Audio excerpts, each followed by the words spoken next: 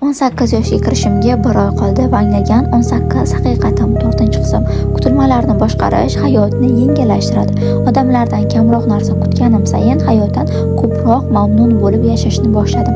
Chunki kutilma bu ichki umid, ichki ssenariy. Odam esa siz yozgan ssenariy bo'yicha yashamasligi mumkin. U ham charchashi, unutishi, o'ylamasligi yoki shunchaki siz kutgandek qila olmasligi mumkin. Shu sababli men o'zimga asosiy bir qoidani belgiladim. Hech kim hech narsaga majbur emas. Bu qoida hayotni ancha sokin qiladi. Odamlar qilmagan ishlari meni tashvishga qo'ymaydi, chunki hech kimdan ideal bo'lishini kutmayman.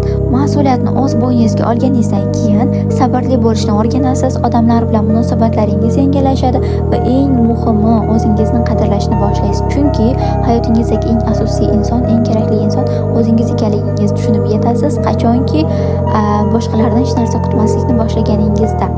Energiyangiz vaqtincha xursandchilikda, kayfiyatingiz esa boshqalarning qo'lida bo'lmay qoladi. Ular sizni emas, siz hayotingizni boshqarishni o'rganasiz. 1, 2, 3 qismlar profilimda joylangan. O'tib ko'rishingiz mumkin.